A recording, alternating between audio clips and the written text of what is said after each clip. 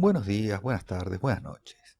El dibujo que ven corresponde al robotito Marvin, uno de los personajes de la novela Guía del Autoestopista Intergaláctico o Guía del Viajero Intergaláctico, depende de la traducción.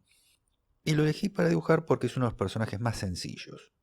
Aunque es un personaje bastante secundario, su importancia aumenta en cuanto se manifiesta su forma de ser a lo largo de la historia. Sucede que es un robot con una gran inteligencia. Fue construido con una inteligencia artificial muy poderosa que le permitió comprender todos los misterios de la galaxia y todo lo que sucede. Luego de meditar sobre ello, llegó a la conclusión de que nada vale la pena. Entonces, resulta que es un robot que sufre de autodepresión y siempre está con una actitud pesimista. Mientras los demás personajes en la obra están buscando cómo seguir adelante y avanzar y superar sus problemas, Marvin está todo el tiempo cuestionando y diciendo cosas como ¿para qué vamos a hacer esto? ¿De qué nos sirve? Claro, ahora voy a tener que trabajar y no va a servir para nada. Como pueden apreciar, tiene una actitud bastante negativa. Para hacer el dibujo, primero hice un boceto a lápiz y ahora lo paso en tinta.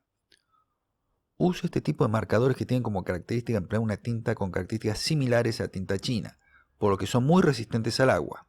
Eso me permite después aplicar color de acuarela sin el riesgo de que se borrone el dibujo. Otro motivo por el cual elegí dibujar al robot Marvin es porque me sirve para tocar el tema de la inteligencia artificial y el temor que ahora nos ha despertado sobre que nos va a sacar el trabajo, nos va a hacer morir de hambre, es el apocalipsis otra vez. En fin, todas esas fantasías tan divertidas con las cuales la humanidad se regocija desde que se reunía alrededor de las hogueras en la prehistoria hasta los actuales chats en Internet. La ciencia ficción trabajó desde hace décadas el tema de inteligencia artificial con distintas opiniones, desde la más optimista, dada por Isaac Asimov en Yo Robot, hasta la más pesimista, como la computadora histérica de HAL 9000 de 2001 Odisea del Espacio. Aclaremos algo. En realidad, en la saga de Guía del Autostopista Intergaláctico, si no me equivoco son como 5 libros, la inteligencia artificial no es su tema principal, ni siquiera lo trata expresamente. Es una sátira, sobre la que se hizo una película que lo resume un poco en el año 2006, muy de humor británico. Si se quiere, aunque toca varios temas, el principal es criticar el sistema burocrático estatal,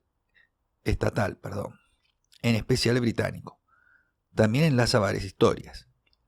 La primera trata sobre los problemas que tiene su protagonista terrícola, Arthur Dent, quien se olvidó de presentar una oposición ante el municipio de su pueblo y se despierta una mañana rodeado de máquinas viales para demoler su casa y construir una autopista por arriba. Cuando literalmente le iban a pasar los tractores por encima, es rescatado por su amigo Ford Perfect, que en realidad era un extraterrestre, y le explica que deben abandonar el planeta porque hubo un error burocrático. Como consecuencia de este, una raza alienígena superpoderosa esa misma tarde iba a destruir la Tierra para que por ahí pase la autopista intergaláctica. O sea, es una galleta de problemas burocráticas sobre otros problemas burocráticos. El otro tema, el que nos interesa ahora a nosotros sobre la inteligencia artificial, tiene su origen en un hecho sucedido en la historia varios milenios atrás. Una superraza transdimensional se propuso dilucidar todos los enigmas del universo, concretamente investigar cuál es el sentido de la vida, el universo y todo lo demás. Para eso construyó una supercomputadora, una inteligencia artificial llamada Pensamiento Profundo. Cuando terminan de construirla, la ponen en una especie de gigantesco altar y le dicen, bueno, ¿cuál es el sentido de la vida, el universo y todo lo demás? La computadora les explica que para terminar de investigar todo eso y encontrar una respuesta, va a necesitar un tiempo, y les pide que vuelvan dentro de unos 10 millones de años, más o menos. Los seres se retiran, vuelven 10 millones de años más tarde, ante la computadora, y la encuentran viendo televisión. Ah, perdón, me distraje, contesta, y les piden que vuelvan dentro de unos siglos. Los seres se retiran, y cuando regresan, ya un tanto molestos, vuelven a preguntarle a la computadora, ¿cuál es el sentido de la vida, el universo y todo lo demás? Pensamiento Profundo con absoluta decisión le contesta 42. ¿Cómo que 42? Esa es la respuesta, gritaron los seres. Nosotros queremos saber el sentido de la vida, el universo y todo lo demás. La respuesta no puede ser 42. A lo cual la computadora le respondió, no.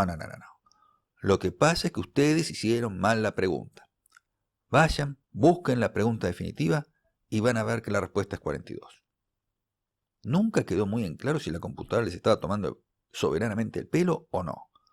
Lo cierto es que otras historias entrelazadas de la novela era que esos seres intergalácticos superpoderosos se la pasaron buscando la famosa pregunta definitiva que corresponde a la respuesta 42 y así te da la respuesta que es el sentido de la vida, el universo y todo lo demás dada por pensamiento profundo. ¿A qué viene todo esto con la inteligencia artificial? Veamos un poco. Podemos tratar de definir qué entendemos por inteligencia. Creo que hoy por hoy, si juntamos en un estadio varios cientos de filósofos, psicólogos, psiquiatras, neurólogos, neurobiólogos, unos cuantos economistas, sociólogos, asistentes sociales, nunca supe para qué servían, pero siempre hay alguna, y planteáramos el tema, se produciría una gran batalla que se iniciaría con solemnes discursos dialécticos y terminaría a las cuchilladas, pero sin llegar jamás a una definición de inteligencia. En dicho combate vamos a encontrar a quienes afirman que hay una inteligencia emocional, oponiéndose a quienes dicen que hay una inteligencia racional. Gente que va a decir que dentro del cerebro humano existen varios tipos de inteligencia. Recuerdo que en una época se hablaba que el ser humano tenía dentro de sí mismo 3 tipos de cerebro. El cerebro racional humano, el cerebro de los animales superiores, donde reside la sensibilidad, y el cerebro reptil, donde residen los instintos más básicos. Después de varias anatomías dijeron que no, que el cerebro era uno solo. Eso se enseñó hasta fácil la década del 80.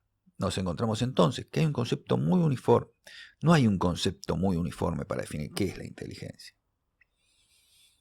Así que para simplificar un poco, vamos a acotar a inteligencia artificial, remitiendo a los dichos de Freddy Vivas en su libro Cómo piensan las máquinas. En dicha obra, Vivas da como definición posible de inteligencia artificial como la combinación de algoritmos desarrollados con el objetivo de mostrar comportamientos considerados inteligentes que imiten en alguno de sus aspectos las capacidades del ser humano. En la misma página cita a la doctora Cecilia Danesi, quien define la inteligencia artificial como algoritmos desarrollados para realizar predicciones futuras sobre la base de datos del pasado. Por algún motivo, cuando se habla de inteligencia artificial, se tiende a ignorar algo muy importante y que va junto a la misma. El Big Data, o para decirlo de forma más sencilla y en castellano, la enorme, gigantesca, casi infinita cantidad de datos que nos rodea permanentemente y que debemos procesar. La inteligencia artificial nos ayuda a procesar toda esa información a gran velocidad. Hace unas décadas, si usted tenía una computadora hogareña con sistema operativo de OS, necesariamente tenía que ejecutar una línea de comando BAT o EXE para llegar al programa de procesador de texto. Era la época de monitores de tubo color verde, pantallas protectoras antirreflejos y formateo de disquete de baja y alta densidad que no llegaba a 1 mega de capacidad. Hoy la inteligencia artificial procesa el lenguaje natural, que en realidad no es otra cosa que una gran cantidad de datos arrojados a gran velocidad. En resumen, podemos definir la inteligencia artificial como la gran capacidad de procesar datos. Y ahí nos vamos al segundo elemento, el Big Data. El ser humano en los últimos años ha recopilado enormes cantidades de información y sigue produciéndola. Lo que no quiere decir que sea verdadera o falsa. Hablamos de información, punto. Una mentira también es una forma de información. La desinformación es una forma de información también. Y tenemos que procesar el Big Data, toda esa gran cantidad de datos que están dando vueltas por ahí. A eso viene la inteligencia artificial. O sea, señores, la inteligencia artificial es una herramienta. Ser o es una herramienta tan novedosa y poderosa como para, como dicen varios, generar una nueva revolución industrial, como fue en su momento la máquina de vapor o el motor de combustión interna. Supongo que eso recién lo vamos a saber dentro de, digamos, unos 50 años. Hoy se dice que hay una gran posibilidad de cambio, que va a provocar una gran mutación en la forma de trabajar. Para los más optimistas va a mejorar el nivel de vida, para los más pesimistas solo va a empeorar las condiciones de trabajo, o la va a suprimir, provocando hordas de desocupados condenados a un futuro de hambre y enfermedad. Si prestamos atención, no necesitamos de la inteligencia artificial para que la gente se muera de hambre. Mucha gente se muere de hambre en la actualidad sin ningún problema. Lo que está surgiendo ahora con respecto a la inteligencia artificial es lo mismo que ha pasado en otras tecnologías. Es casi una postura neoludita. ¿Quiénes son o eran los luditas? Los luditas surgieron como movimiento a fines del siglo XVIII, principio del XIX, cuando aparecieron las primeras máquinas de coser y telares para trabajar a nivel industrial. Las corporaciones de sastre entraron en pánico, temerosos de quedarse sin trabajo. No importaba que la ropa pudiera tornarse más accesible o que las máquinas mejoraran su condición de trabajo. Pudo más el miedo a quedarse sin empleo. Literalmente atacaron y destruyeron los talleres, demorando el desarrollo de la industria textil, de manera tal que se prolongó durante mucho tiempo que la gente más humilde vistiera solo harapos por no poder acceder a ropa nueva. Al día de hoy hay grupos neoluditas que se oponen a cualquier tipo de avance, afirmando que la gente de antaño, digamos hacia el siglo XVI, vivía mucho mejor en contacto con la naturaleza, sin cultivos tan genéticos, sin electricidad, sin agua corriente, sin vacunas, sin calefacción, salvo alguna hoguera, disfrutando de los caprichos del clima y del sano ejercicio de huir de los distintos depredadores. Realmente, yo no entiendo cuál es el concepto de buena vida que tiene esta gente. Personalmente, me resulta muy poco atractivo. El hecho de que hoy por hoy cualquier persona, no importa su condición social, pueda al menos en la mayoría de los países de Occidente acceder fácilmente a una edad promedio de 70 años, cuando hasta principios del siglo XX llegar a los 40 con salud era una hazaña, es un indicador de que gracias a la tecnología el nivel de vida ha avanzado bastante. Esto nos lleva nuevamente entonces a un punto semejante al que esos seres que habían construido a la supercomputadora pensamiento profundo y plantearnos, ¿cuál sería la pregunta máxima ante una inteligencia artificial? Evidentemente, no podemos seguir preguntando si nos va a destruir o no. La inteligencia artificial es una herramienta más. Recuerdo cuando empecé en mi trabajo, usábamos máquinas de escribir mecánicas con teclados que ahora nos resultarían durísimos. Cuando trajeron las primeras computadoras, las viejas empleadas que tenían como jefa entonces entraron en pánico. Computadora era una mala palabra porque nos íbamos a quedar sin trabajo y nos iban a echar a todos. Hoy se sigue empleando la misma cantidad de personal. El trabajo se hace con computadoras. Se trabaja más rápido y sin destrozarnos los dedos. ¿Qué quieren que les diga? Trabajamos con un mayor volumen de información, hay menos errores. Se modificó el trabajo, sí. Se modificó la calidad de trabajo. Si se quiere, se aumentaron las exigencias a los empleados, sí. Antes, con que supieras un poco de leer y escribir, bastaba. Ahora debes terminar el secundario, tener un poco más de preparación. No hay nada de malo en que el ser humano estudie un poco más. Al contrario, la fuerza laboral mejora con la tecnología y la capacidad del ser humano, como persona, mejora con la tecnología. ¿Me van a decir que eran más felices los obreros en las minas de carbón en 1800, cuando se morían de tuberculosis por estar todo el día trabajando en un pico de una pala a 500 metros de profundidad, respirando sin protección alguna, que ahora con un taladro, equipo de protección, un servicio médico y un horario fijo? Con inteligencia artificial sucede lo mismo que con la energía nuclear, e igual que con todo adelanto tecnológico. La cuestión es hacer la pregunta correcta, ¿para qué la vamos a usar? Si vamos a usar la inteligencia artificial como hacen los gobiernos de ciertos países asiáticos conocidos, China, que la emplean para controlar la conducta individual de cada persona y darle puntaje de buen ciudadano o meterlo preso por no seguir las directivas del régimen, efectivamente la inteligencia artificial es una porquería.